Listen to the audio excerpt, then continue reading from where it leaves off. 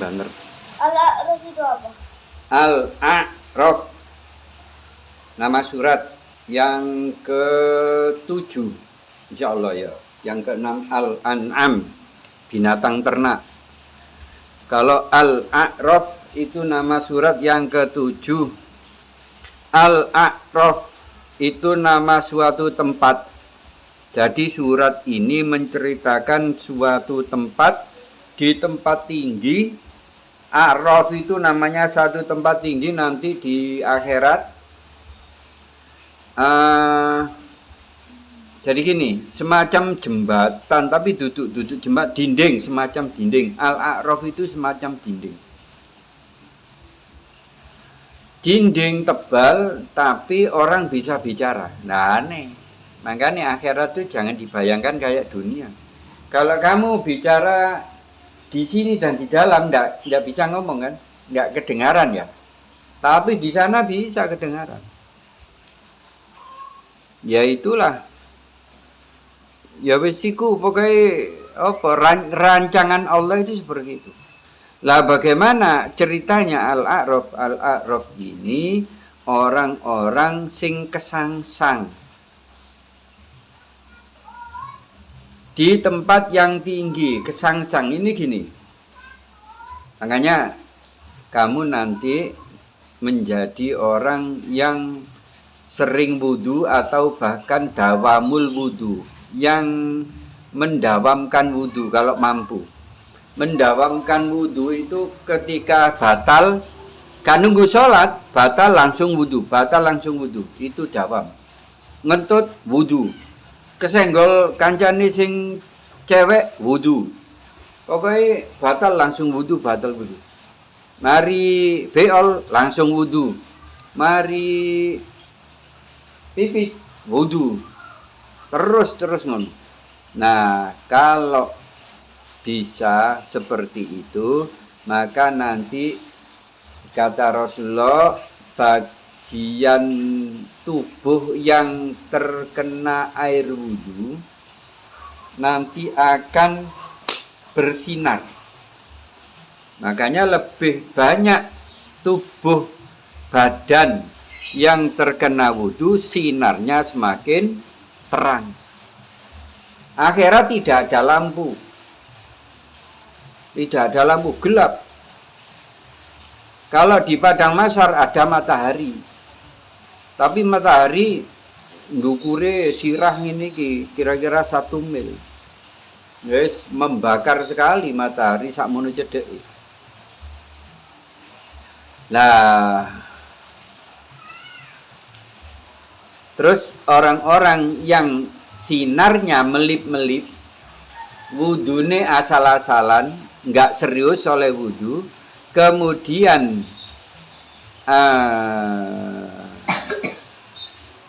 nanti ku dipisah, ini bagian yang baik masuk surga, ini bagian orang-orang yang dablek masuk neraka. Nah orang sing melip-melip ini sinarnya itu kesangsang gene Al-A'raf ini, kesangsang di Al-A'raf.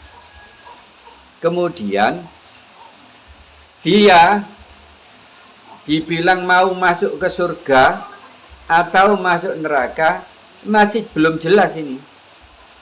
Kalau ini jelas enak langsung masuk surga, sing ini bagian yang akan masuk neraka. Tapi kalau Al-A'raf ini nggak jelas, tapi dia insya Allah selamat. Cuma gak jelas akhirnya kan menjadikan orang itu dak-dikduk ya, kuatir melbu ngerokok, akhirnya kan ngono. Salah biyen ana donya tidak memperbanyak ibadah, tidak memperbanyak syukur, tidak membesarkan sabar, dan tidak memperbanyak wudhu. Orang-orang yang sabar itu akan selalu sabar untuk melaksanakan perintah-perintah Allah, baik yang wajib maupun yang sunnah. Termasuk wudhu itu perintah yang sunnah. Tapi bagi orang-orang yang sabar dan betul-betul hatinya itu mengabdikan diri, menghambakan diri kepada Allah, maka mereka akan selalu mengatakan, aku ini hamba yang harus patuh kepada Robku, kepada Tuhanku. Jadi perintah yang sunnah pun dilakukan. Gitu. Ini.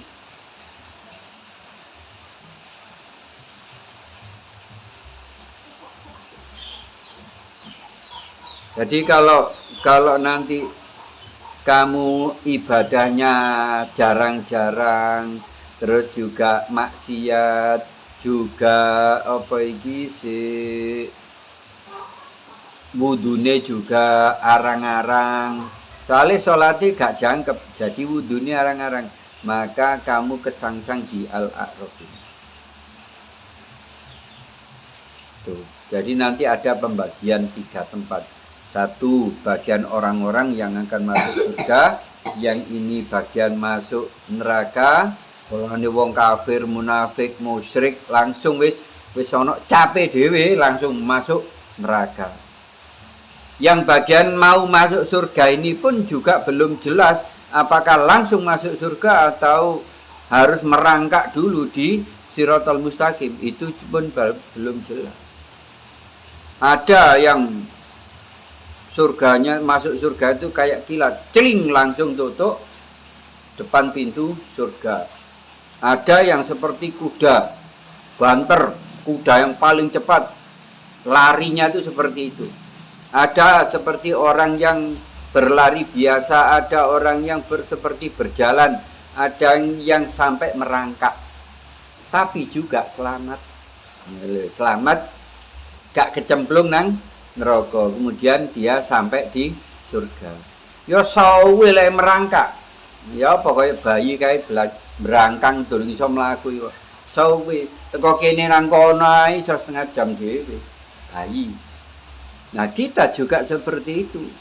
Makanya ojo dadi wong sing golongane merangkak. Jadilah seperti yang kilat atau paling tidak seperti orang yang berlari. Karena panjang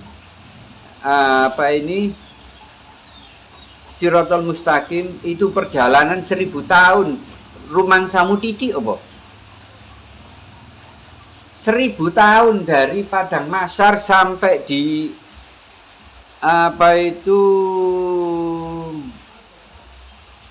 ya jembatan ini loh, jembatan dari mahsyar ke surga ini 1000 tahun, di bawahnya itu neraka. Coba. Makanya jangan jadi orang yang melip-melip. Wis gak jelas. Atine kuwatir antara mlebu surga ambil mlebu neraka. Jadilah orang yang sinarnya jelas, sinarnya terang. Itu. Nah, untuk itu maka perbanyak syukur, perbanyak sabar, dan sering-sering wudhu, apalagi dawamul wudhu. Nafkah itu apa? Nafkah, bahasa kita nafkah, bahasa Indonesia itu 70% menyerap dari bahasa Arab, yang 30% itu menyerap dari bahasa daerah. Ya daerah dia ya ono Jawa, ono Madura, ono Bugis, ono Sumatera. Sumatera itu ya macam-macam, ono Minangkabau, ono Aceh dan lain-lain. Itu menyerap bahasa Indonesia sehingga menjadi bahasa Indonesia. Yang 70% itu menyerap dari bahasa Arab. Termasuk nafkah, kita jadikan nafkah. Mencari nafkah buat keluarga. Nafkah itu apa? Nafkah itu pemberian. Pemberian kepada keluarga atau apa ngaran yo. Ganggare kan bahasa Indonesia iku apa? Iku bahasa Arab to ono. Di Indonesia no nafkah.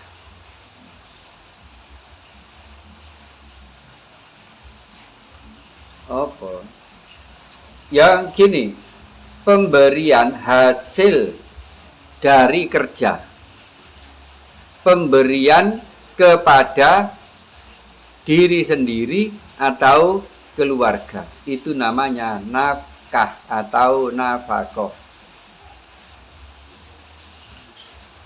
Terus pemberian kepada orang lain seperti dulu yang dilakukan oleh Abu Bakar dan lain-lain sahabat, termasuk sendiri yang dicontohkan oleh Rasulullah, itu ngingoni lah, bahasa Jawa malah ono ya, ngingoni keluarga, itu jenenge nafkah.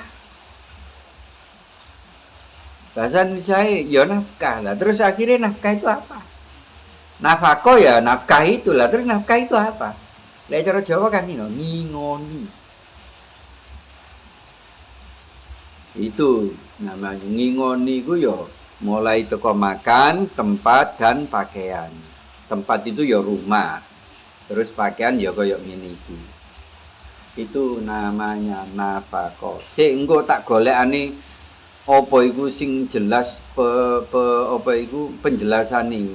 Tapi sing jelas itu ben lek muni ngingoni ngono lek seru ya. Karpe ya. Nah, ya wis iku. Cuma ya apa ngutarakno penjelasan nang bahasa Indonesia iku angel. Soale bahasa Indonesia wis njupuk teko Arabe iku lho angel. Ayo. Jika kita melihat cara wasiat generasi, apakah kita mendapat dosa? Jika melihat orang berbuat maksiat kemudian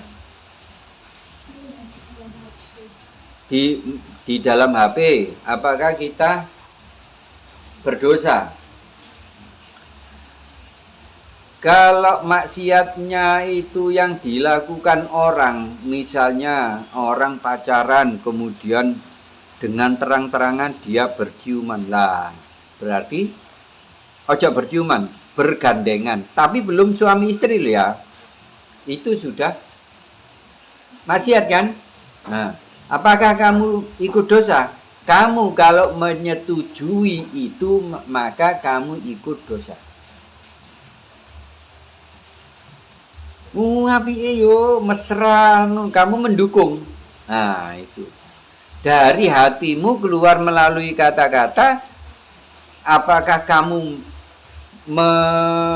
membenci perbuatan itu atau mendukung? Itu tergantung dari hatimu, kemudian keluar kata-kata. Nah, kalau mendukung atau membenarkan, mendukung kan sama dengan membenarkan.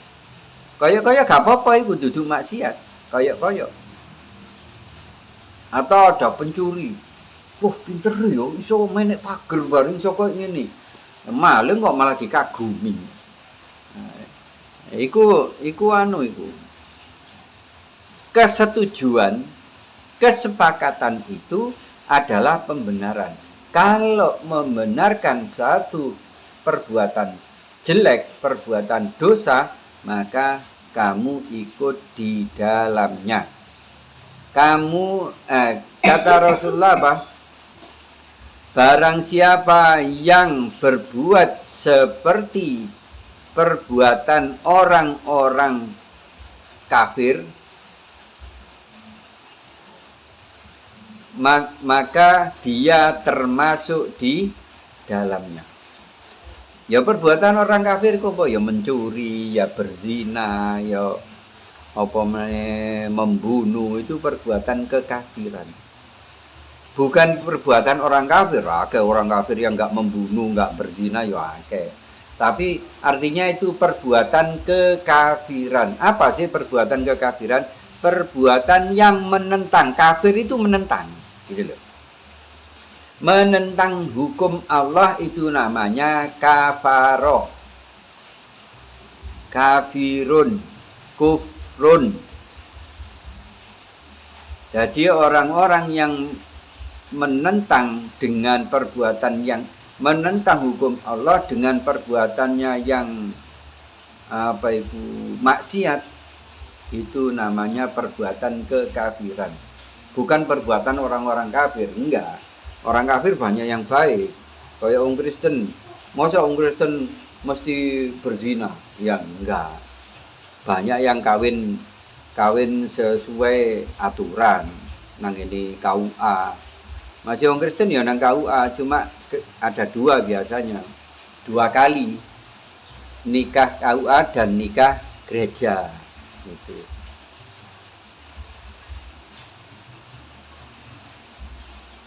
Jadi kayak orang Hindu barang itu, nikah Hindu juga nikah KUA gitu. Biarkan KUA kan mencatat atas nama negara kan gitu. Lah Hindu kan atas nama agama. Lah wong Islam pisan to, le nang KUA ya wis wong iku agama. Wisan. Wis Islam kan itu. Adik utama yang bodi aja nih.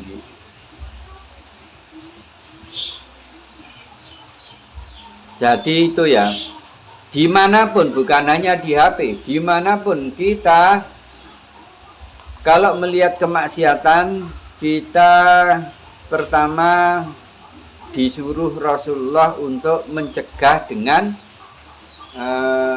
kemampuan, dengan kekuatan. Lepean jadi Pak RT, jadi Pak Kades, kepala desa, atau jadi Pak Lurah, jadi iku mencegah dengan kekuatan. Lek wong ana zina di desa iki kok dihukum. Nah, itu mencegah dengan kekuatan. Dihukum apa? Mungkin dikongkon lapo. Misalnya disuruh menanam pohon desa. Jadi disiapkan pohon desa untuk pinggir-pinggir jalan biar ada penghijauan, misalnya seperti itu. Pirang ewu pohon harus ya salah berbuat, ojo berbuat zina lek gak gelem dihukum aja berbuat zina. Nah, itu namanya menghukum dengan mencegah dengan kekuasaan atau dengan kekuatan. Nah, kalau tidak mampu, maka mencegah dengan ucapan. Ojo re ojo ngono. Utawa kalau bahasa ulama itu dengan nasihat. Itu dengan ucapan. Yang ketiga, ini selemah-lemah iman, mencegah dengan doa atau kemerengseng hati. Wah, posisi ini. Tapi gak wani ngomong. Nah, itu. Gak wani ngomong.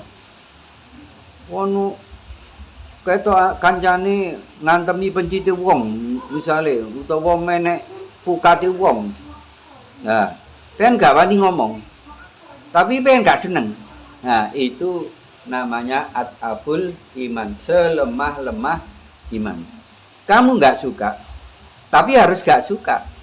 Melihat kemaksiatan, melihat keburukan, harus tidak suka. Kalau sampai kamu suka, walaupun kamu tidak ikut melakukan, maka hukumnya kamu sama dengan yang melakukan. Padahal kamu nyolong karo rasani pencite, tapi kamu ikut dosa. Hanya karena kamu menyetujui suatu kemaksiatan. Hati-hati, ya. Jadi semuanya itu ada aturan. Sudah. Allah, loh. Oh iki mang, oh iya nasi terus. Ya. Tidak hukum menjawab. Apa hukum tidak menjawab salam orang lain? Kalau mengucapkan salam assalamualaikum itu hukumnya sunnah. Tapi kalau menjawab salam hukumnya wajib. Kalau tidak menjawab berarti dia melakukan kemaksiatan. Jadi maksiat itu duduk ngombe, mendem, terus nyolong, terus berzina. Bukan hanya itu.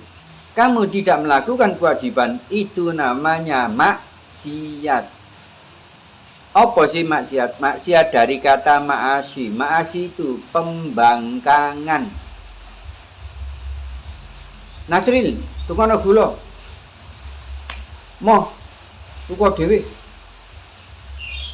Nah, itu namanya bangkang. Bahasa Arab ma'asyi. Maksiat. Jadi apa itu? Apa menglali pertanyaan?